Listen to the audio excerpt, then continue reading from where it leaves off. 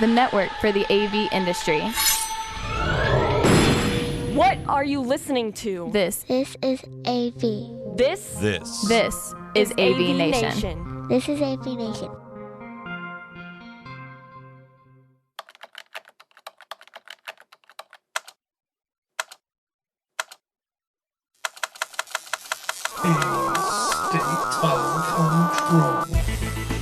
A state of control.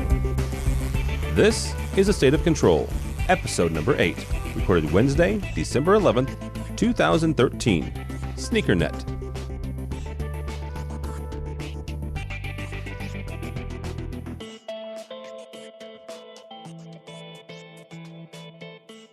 This is A State of Control, the Control podcast brought to you by the fine folks at AVNation. My name is Tim Albright. I'm the yahoo who asked the questions. Steve Greenblatt, though, is your host and your producer. He's also the chief muckety-muck at Control Concepts. How are you, sir? I'm great. How about you? It's great to be here. Doing well. Also with us, this is our technology managers session, I guess, for the month. If you watched yesterday or listened to yesterday's EdTech, this is the exact same group of people. So there's Scott Tyner in a brand new shirt, yes, looking all nice and spiffy. This is not like Jeopardy, where I just went outside my room, changed my shirt, and came back. It is a different day. It's a different day. He is from Bates College up in the great white north of Maine. How are you, sir? I'm doing great. Doing good. Also with us is Greg Brown. He is from UCLA. How are you, sir? Hello, guys. And unless I'm mistaken, there's a second book in Scott's office since we last saw him. Let's go back there. No, there's not. No, there's not. Not since yesterday. And last but not least, Ernie Bailey. Ernie works for the University of Arkansas at their medical facility. How are you, sir? I'm doing just great. Warming up here. Well, yeah. We were talking offline. Ernie is due south of me. I'm in St. Louis, and we're both around 30 degrees, while Mr. Brown is, freezing at a paltry 60 degrees. So 62. Oh, jeez, be quiet. All right, guys. I've been struggling with the space heater all morning. Oh, you poor thing. We're going to talk about technology managers and how we, as technology managers, deal with control. How we, what is it that we look for? We talked yesterday, actually, on yesterday's podcast, about manufacturers training, and some of us have been to some of the programming manufacturers training, but that doesn't necessarily mean that we don't have a need for control programmers or don't want them on our campus. It just means that we're trying to educate ourselves. So we'll start with this. What's the most important thing to a technology manager when it comes to a control system? Is it usability? Is it the back end? Scott, you guys have done really well when it comes to using asset management software.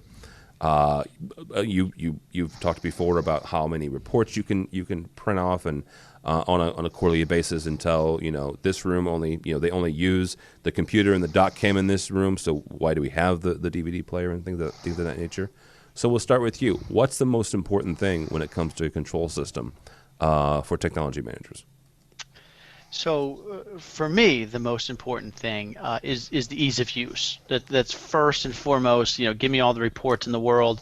I love them, but my faculty, my staff need to walk into a room and use the system. And I even go so far as to say that if we need to train people on the systems, maybe we haven't done something right. I want a system where somebody can walk in and just look at the touch panel and use it. After that, let's talk about reports and interactivity, because I think that's really good stuff for us. Is the reports and the interactivity? Yeah. Okay. Ernie, for you guys, when it comes to U of Arkansas, what's the most important thing for a technology manager? I'm going to go right along with Mr. Tyner on this one. The ease of operation. When someone walks in the room, I agree. I don't want people having to read an instruction sheet to use the touch panel. That drives me crazy when you have to provide both. They should be able to look down, see what it's going to do, and it should be the same in every room. So consistency across the board is one thing we look at. The ease of use for the instructors. What I tell new staff coming in that work for me is the goal of our operation is to make make it such a way that when the instructor leaves his office to walk down the hall to the classroom, they're thinking about what they're going to teach. They're not thinking about what button do I push, or is the projector going to work today, or what's going to fail. They're thinking about what they're going to teach. And I remind them they're teaching the people that are going to be your healthcare providers when you're old. That's true. That's a good point. So you don't want to miss that class. No. Mr. Brown, last one for you.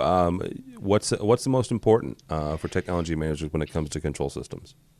Well, I can jump on a bandwagon with the best of them, and I'd have to agree. Ease of use, also reliability. You know, we don't have time to be messing with these things once we roll them out. We're using our first control systems here in regular classrooms with this right here, this little 4-inch touch panel. Previously, everything we had used was button panels. And really to go along those lines of ease of use, what we did basically was, if that was live, and if I had been thinking I could have plugged this thing and actually gotten it working, it is largely a duplicate of the button panel. It's got the little squares with the labels on them. Now, when you hit DVD, you do your DVD controls pop up. They're not on a separate panel of buttons, but it's largely duplicating the button panel, and we haven't had any problems with it. Like I said, with these, our first these 25 rooms have been our first control panel operated rooms in the general assignment classrooms. Okay, Steve, as the control programmer, as the integrator here, the main concept, the main thing we're looking for is reliability and ease of use. As the person responsible for that, how do you achieve that?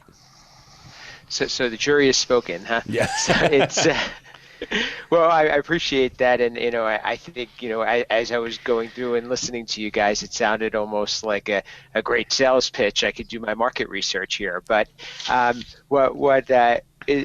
challenges that we find, and this does fall in line with what I would expect, is that we need to find out how do we identify the needs of the user so that we can provide that ease of use and we can provide the reliability and consistency. What we are finding is many of our end user clients, we're able to latch on to a technology manager such as yourselves because you're able to provide that bridge between the user and us. Because a lot of times we can't walk up to a professor, let's say, or even a user in a corporate world and be able to extract the right information out of them.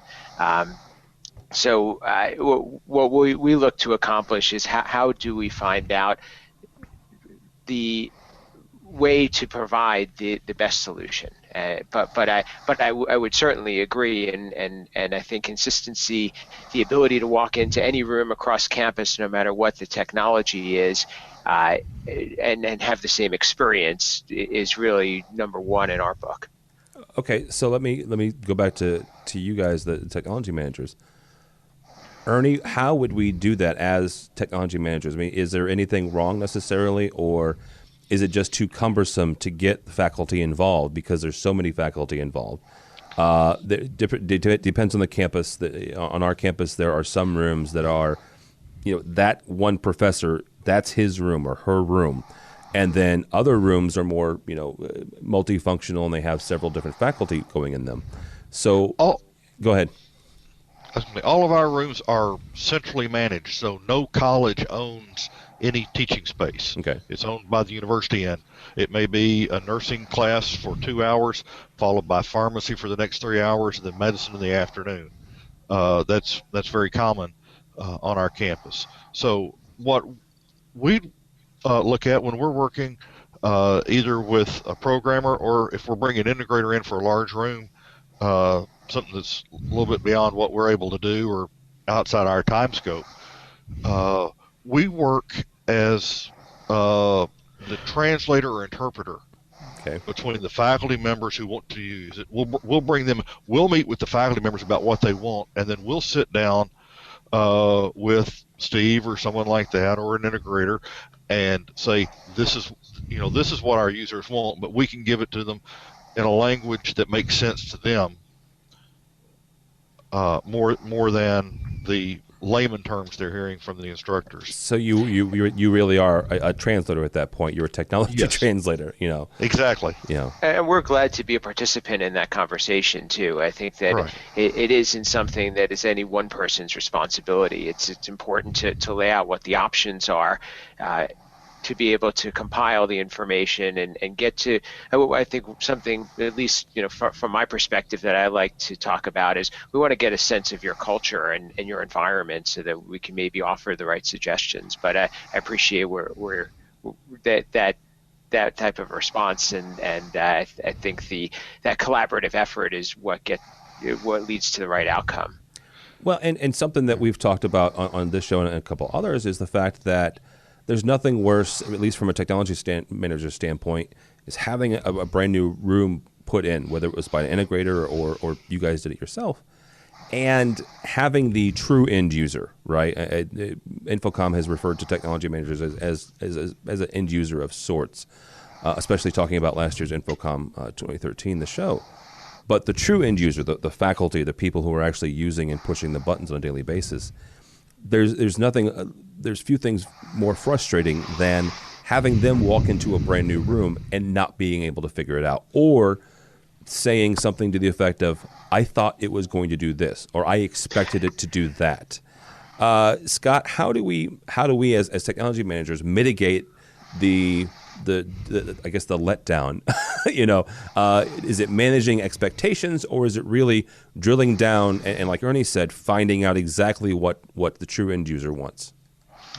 There's no question that you've got to drill down and find out what the real end user wants.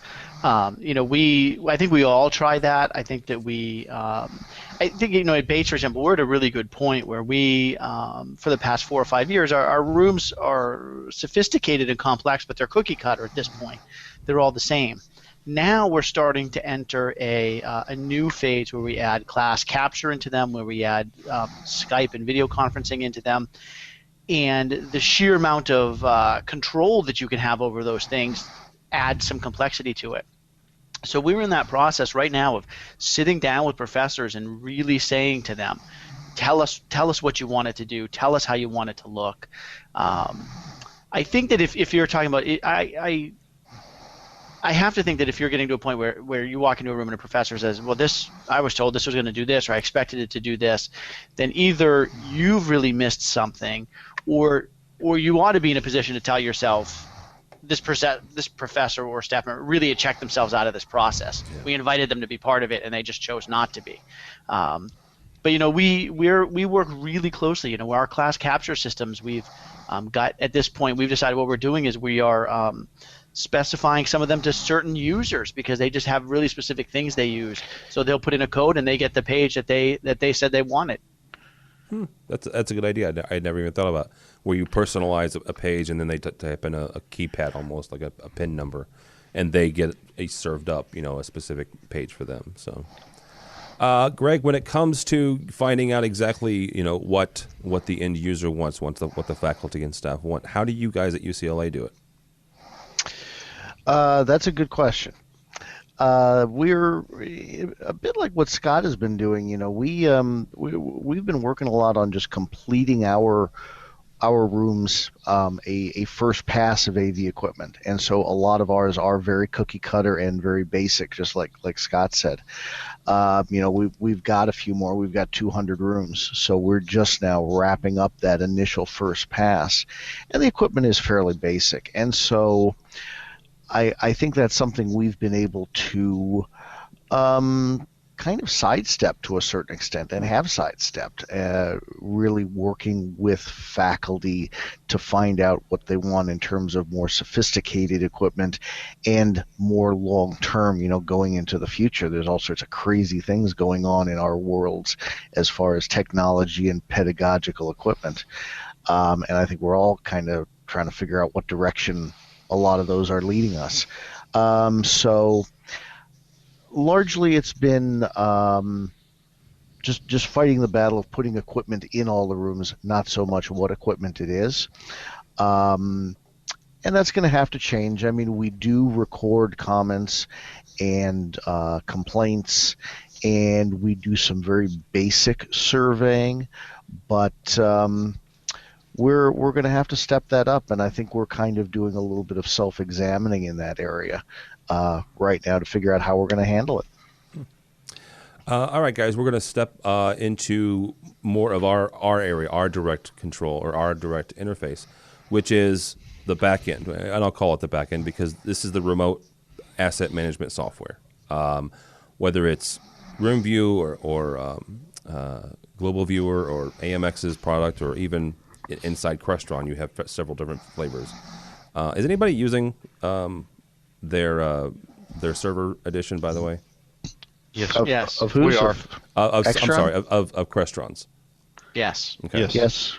All right. So here's the question for you guys. And Scott, you've written about this. You've talked about this. So we're going to start with you on this. Oh boy. How important is that? How important is that asset management software from a technology manager standpoint? Is the ability to get feedback from those rooms and lamp hours or what have you? How important is that? It's essential. We use the server aspect of it now, mostly to track, maintain, and report. We use Crestron a lot. Very rarely do I log into the RoomView server at this point. I have it programmed so that it's sending me text messages and emails. It's sending my staff and my students text messages and emails telling them when things need to be done. I think that the next big step, and we talked a little bit about this yesterday, it was on your Christmas list, is the app part of it.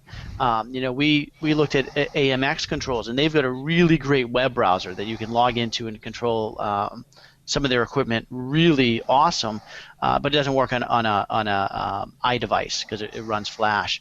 So I think that a guy like Steve, this is where his business is going to be in the future is writing these apps and writing control and information systems for the iPad. We've got interconnect between our systems now, so I can look at one page on my iPad and see all of the lamp hours across campus. That stuff is so invaluable to us, and that our staff is not running around. I mean, really, I'm sure you remember 11 years ago we had somebody going around to rooms getting the lamp hours off the lamps, and now you don't, and that saves man hours. So Ernie, how do you guys use remote asset management software at University of Arkansas? We're just starting to use it. We're several years behind Scott in that a year and a half ago I had the guys running around checking lamp hours. So we're just in the process of getting it up and running and see what we can do. We're changing our support model from touching every classroom a minimum of twice a day, and with 90 spaces and 9 technicians. Well, 2 years ago I had 6 technicians, so and we had the 90 spaces. So you buy new sneakers every 3 months. But we were having to hit every room and every building, check lamp hours, make sure things were turned on, turned off. Whatever had to be done manually. Now, we have a guy that sits down late afternoon and tells rooms what time to turn on the next morning. Oh, wow. So I'm not having to have 3 people here between 6 and 7 in the morning just to turn on systems. We're able to do it remotely, and the same thing, we have everything turn off at 10:30 at night every night. So, we have classes till 10. That gives the instructor time to answer questions and then get out of the room. So we don't have to go around and do that. So that's kind of where we are right now, and we're developing the reporting process to let us know who's using what when, and that's where we're trying to get.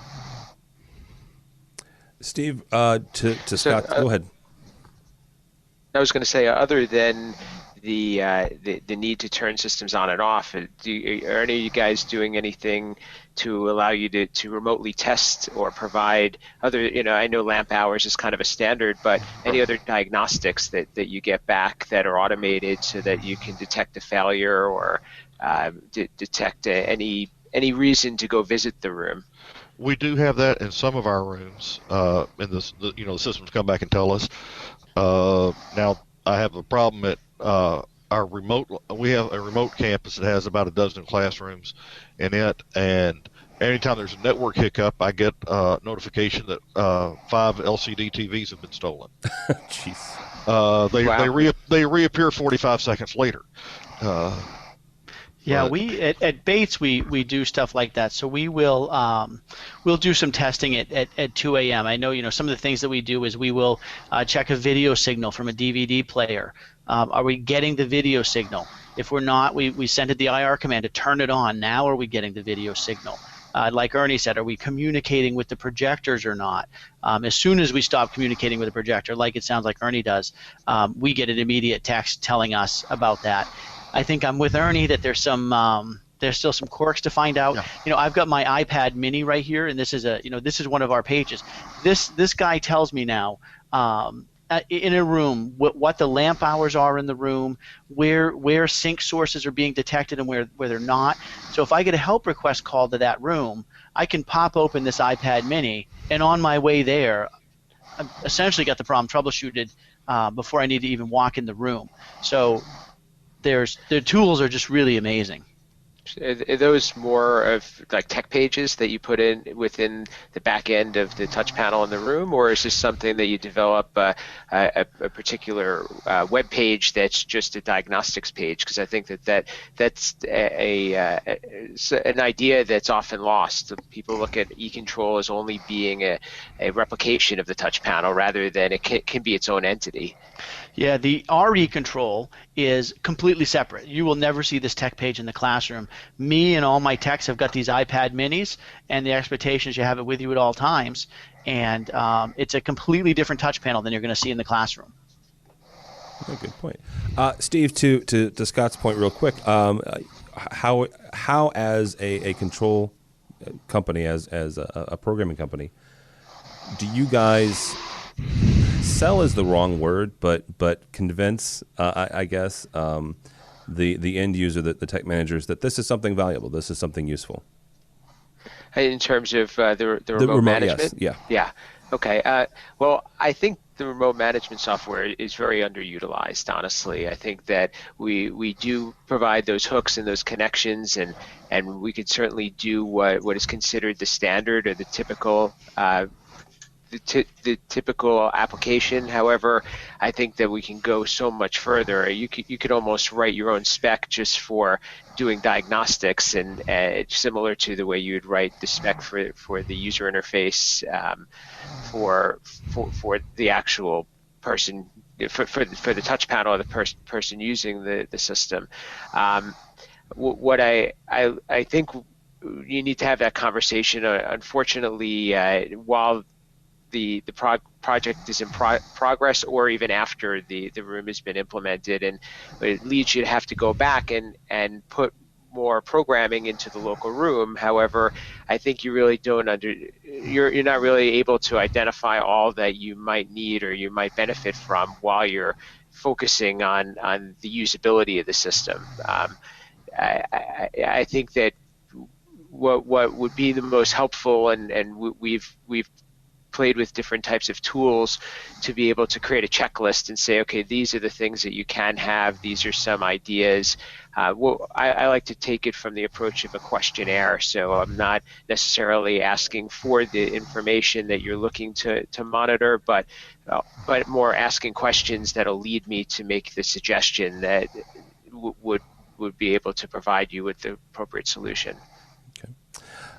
Some of us in this call have been, some of us tech managers have been to training at various control companies.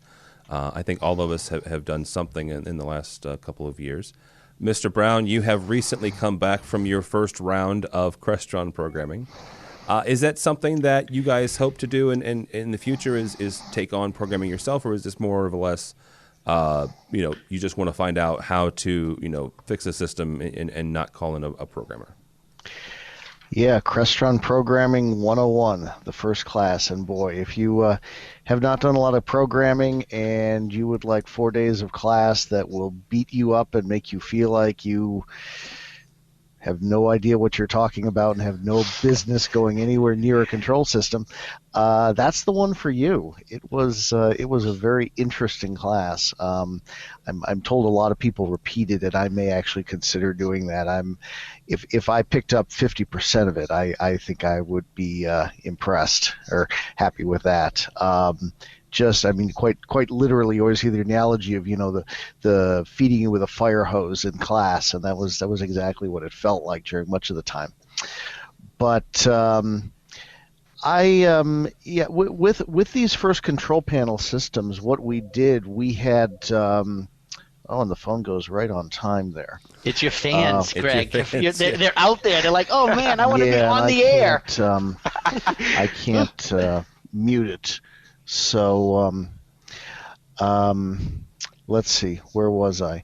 Crestron Programming. Yeah, the Crestron Programming. I've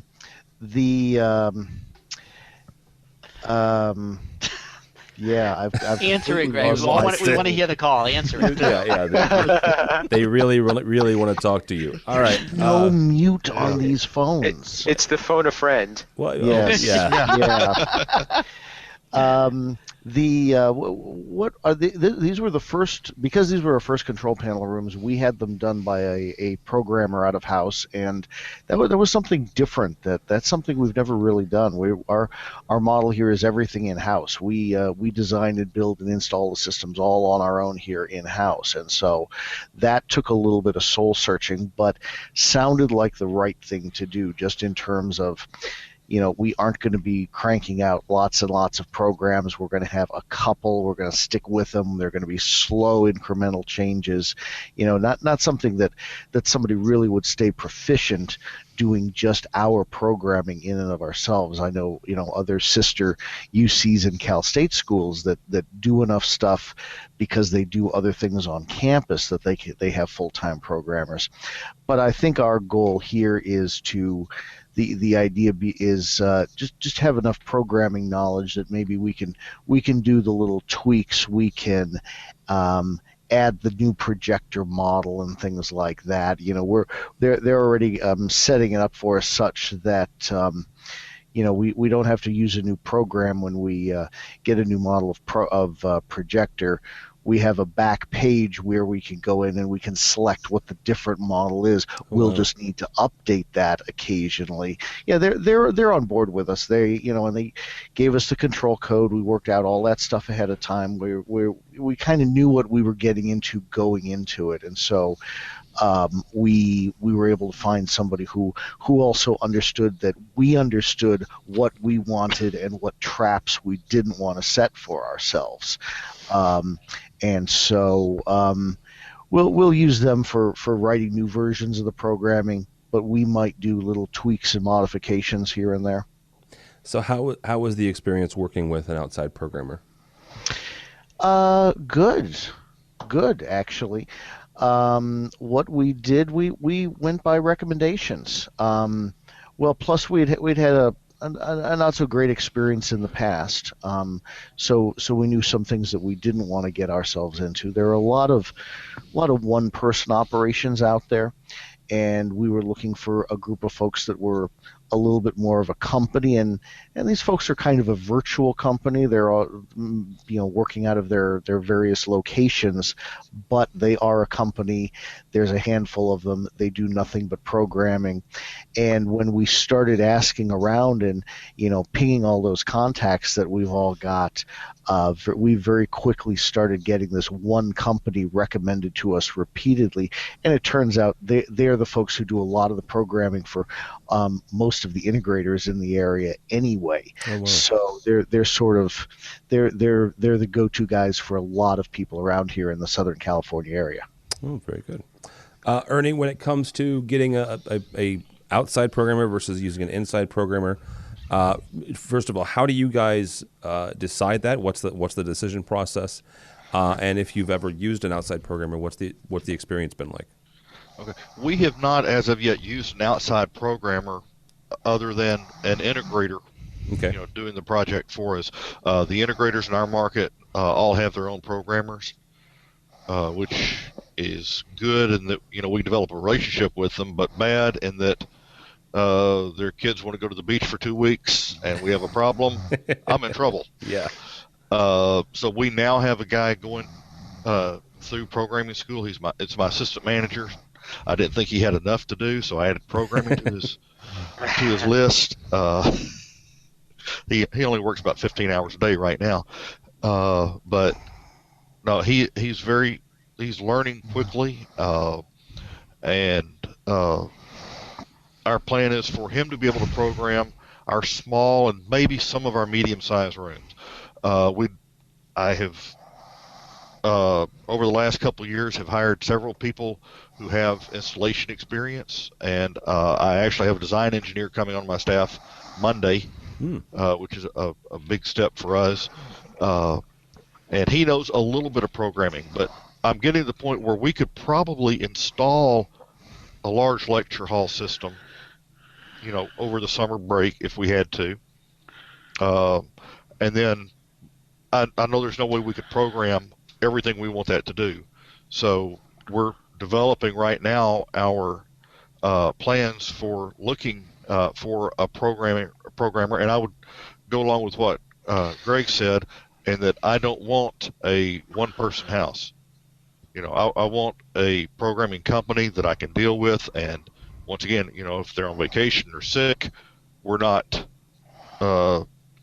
just stuck. We have someone we can go to, we can call, talk to, and work with on it. But I also want to be able to do, like Greg said, when we change out a projector, we can do that in-house as far as the programming goes. I learned that the hard way in that we had an integrator who did a lot of work for us, and they owned the code. We did, they copyrighted. All we got was a compiled copy. And when I bought a new projector, I paid $3,500 for a projector. I paid $2,500 for the programming. Oh, jeez. Wow. Yeah. And I had to buy the projector from the programmer that sold me the initial system, which means, there was no competition in purchasing the projector. So 35 plus 25. Yeah. Carry the holy cow, dude. Yeah. Wow. All right, Steve. There are adjectives for that, none of which are usable in polite company. No, there's not. We call it being held hostage. So. That's a nice way to put it. That's probably the nicest way I can think of putting it. Yeah. Actually, mid-project, our programmer, I think he fell off a ladder or something like that and put himself in the hospital with like a broken arm and a broken leg and something like that. And that would be rather scary if you're dealing with a one-man type shop. Yeah. Although I don't think programmers should be anywhere near ladders personally. Or high voltage electricity. That too. There's a reason that's called low voltage. Steve, we're going to beat up on you for a second because you're surrounded by 4 technology managers. We're not going to get into the who owns the code. We've done that a couple different times, and you were a guest on one of Commercial Integrators webinars about that very topic. But how do you, as a programming house, well, first of all, let me ask you this question. Describe to me the difference between just a programming house like that's all you do versus an integrator who has a full-time programmer. What's the differences and what's the benefits for both? Sure. Okay, you gave me a softball there. Yeah. Well, as a professional programming firm, we program day in and day out, and there have been many of these types of companies that have come about over the years since this has become a profession and an industry, and the value that we can provide is that we work in a variety of situations with a variety of different types of people, different types of equipment, different applications, and we're able to bring to the table at all times all of that knowledge and hopefully be able to provide our clients, partners, however we may want to describe them, with the know-how and the ability to avoid the pitfalls of others. So I think that's one big key. The other thing is it's very important to have systems and processes in place. The idea that we walk in and we're going to program a system and it's all going to happen in one day is definitely a fallacy. There, and people don't necessarily understand how long it takes to program a system. It's not really the actual programming of the system. It's all of the upfront work that you have to do so that the system that you program meets the needs and the expectations and so forth. So all of those things I think really differentiate and are the strong suit of a programming company. On the flip side, the integrator have probably a little bit more flexibility than we do as an independent, because they are going to put their guy on the job site and he's going to work there till he gets it done, and they're able to shift things around, and they also have, I think, a lot more of an investment in the fact that they're selling a bigger system. Yeah. I think a programming company like Steve's is the company that the integrator hires behind the scenes so that integrator can look at you with a straight face and tell you that he has a full-time programmer. That's been largely my impression. Well, I mean, there is something to that. I mean, there's well, first of all, that's dishonest. Well, yes, he's got a full-time lying. programmer, but it's a different company that he subcontracts to. Okay, so all right, guys, because I have a couple of colleagues here in St. Louis that put that in their specs. You have to have a full-time Crestron, AMX, whatever programmer on staff. How do you validate that, I guess, is the best way to, because let's be honest, that's flat out lying, right? If you say that you have a full-time, quote unquote, full-time programmer and you hire it out or you subcontract it, that's not really true. So Steve, just throwing it out there, how is that different from subcontracting any part of the project? So could subcontract your installation, you could subcontract your engineering. I mean, I agree with what you're saying. You certainly want to be honest about it. It's but I don't necessarily think it's a detriment to not have a full-time programmer for an integrator. It's not, except in this college's case, it's a fairly good-sized college in St. Louis. Their students pay an awful lot of money to go there. They want somebody that has somebody on staff that is paid by them with a check from them, that they can say, you know what, it's 7 o'clock in the morning, it's 8 o'clock in the morning, we have a room that's gone down, I need somebody here in half an hour, or I need somebody here in an hour. And the expectation is if that's the case, if that's the scenario, then you're more likely to drop everything you're doing, whether or not you're on your way to another job site or whatever, and head over there, as opposed to hiring somebody like you guys, Steve. They would then have to work around your schedule, and if you had another job, then you had another job, and there's not really anything you could do about it. So I guess that's the difference between hiring a third party or subcontracting. There's nothing. No, it's not saying anything about the quality of work. It's the availability, the immediate availability of somebody if something goes wrong, I guess is the best way to put that. So. Sure. And it can be overcome in different ways, but I respect where that comes from. Yeah. So we, however, don't have that because, well, I'm the programmer. So, I mean, we very much recommend that an integrator has an in-house programmer because it's so much more cost-effective and quicker response for them to be able to send somebody out to do the troubleshooting side of things, and as an independent programmer, most of our value comes in the larger, more complex systems and projects. That makes sense. All right, gentlemen, we have a programming company here. As a last question or a last go around, tell the man what you want. What do you guys see coming down the pike? What do you see coming up the next year? Is BYOD going to be a bigger issue when it comes to control systems? Is it digital? Is it whatever? Is it the mobile apps and stuff, things of that nature? Scott, we'll start with you. What is it that you would like to tell the programming community to be on the lookout for as far as education? So a couple of things. The first one, I've already mentioned. I think that the mobile piece, and Steve sounds like he's all over this already, and that piece of the tablets and being able to troubleshoot and having a separate touch panel that technicians can use.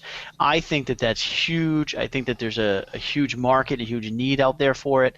I'd love to hear from Steve after this about what does he look at the future of the program that he does, in the sense that I see the independent programmer becoming a modular type of programmer that, Steve can create the modules for class capture, for example, and then sell those modules out to people, along with doing the big complicated systems. I think the other big piece, and we've done some work at Bates about this, that's huge out there right now for programming is help systems. And it sounds really completely silly, but I wrote a blog about this. I bought a Logitech remote a few months ago after refusing to do it for years. The help system on those guys is incredible. I mean, it's so easy to use. And I think that if as programmers, we can make help systems that are that easy to use, it's going to really do a lot for our end users. So those are some of the things I think are big in the future. All right.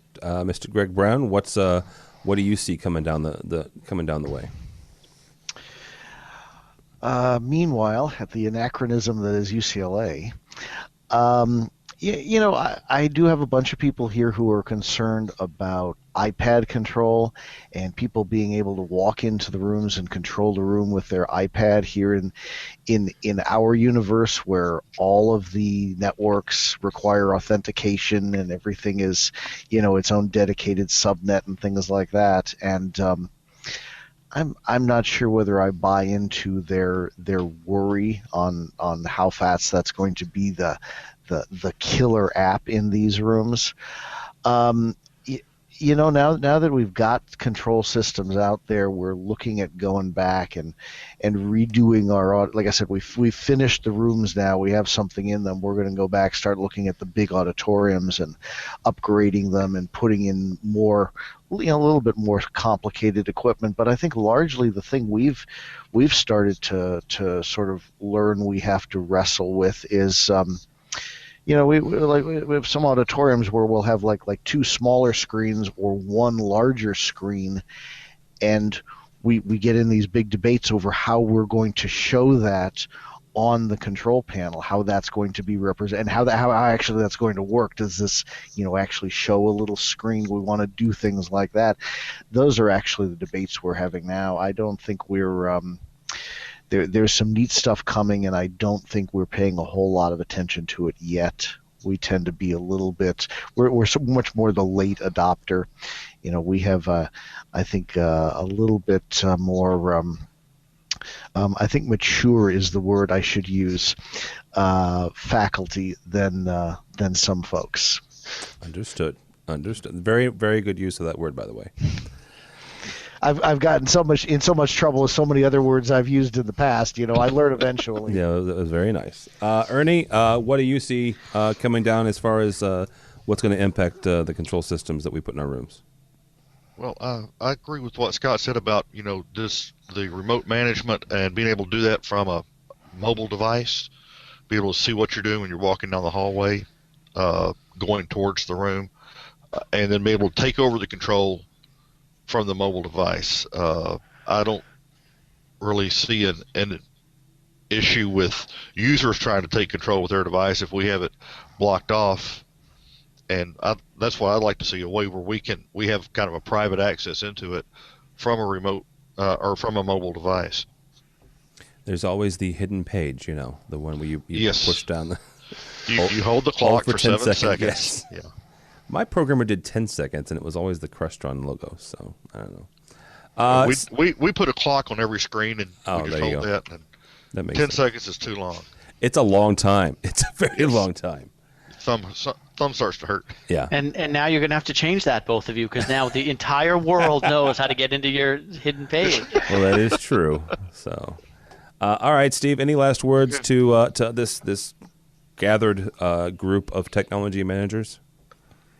First, I appreciate it, and I think that this is good dialogue, and it's dialogue that we should be having across the industry. I think it's important that we, as the parts of the industry, should be working together to solve these problems and making sure that we are providing the right solution. So I think we're allies. We're looking for the same results.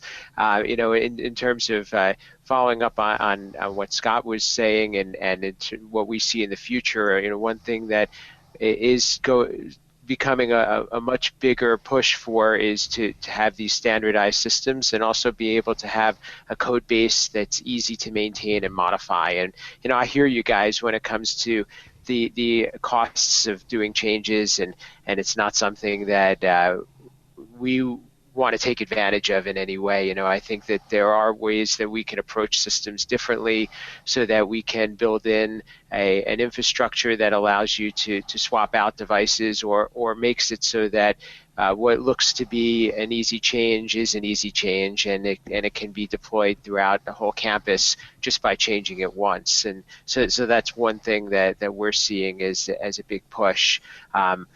What I see in the future is a little bit more personalization in systems. I'd like to be able to see the user come in and be able to log in and have what they need presented in front of them rather than have a lot of distractions. And I don't know that that's something that we're ready for, but we have worked with technology managers in other universities where they've built in an authentication system, and I think that that's something that we could really take advantage of to be able to collect data on the users and know how to provide them with the right solution and also help them to troubleshoot the difficulties that they may be having. So, I think that's really the direction that we're heading, and we just need to be able to collaborate to be able to tackle those types of challenges and provide the right solutions. Very good. Good last words, sir. All right, guys, that's going to do it for this month's episode of State of Control. This has been our technology managers episode. With us has been Ernie Bailey from the University of Arkansas. Thank you, sir. You're welcome. I've enjoyed it. And where can people find you if they're looking for you? I'm on LinkedIn. It's the easiest way to find me most of the time. Okay. Also with us, Greg Brown from the University of California, Los Angeles campus. Go Bruins. Where it's going to break 70 degrees today. How can people find you if they're looking for warm weather? On the beach. Yeah. On the beach with a beer. Jeez. Let's see. Also LinkedIn, tweet at avgreg, and also I'm one of the Infocom All Voices bloggers on the Infocom website. Very good. Also, Scott Tyner, he is with Bates College, but he's also a blogger for Rave Pubs. So where can people find you, sir? They can, not that anybody ever looks for me, but let's pretend under the somebody. snowdrift. Under a snowdrift. Let's pretend somebody out there had some interest in what I had to say.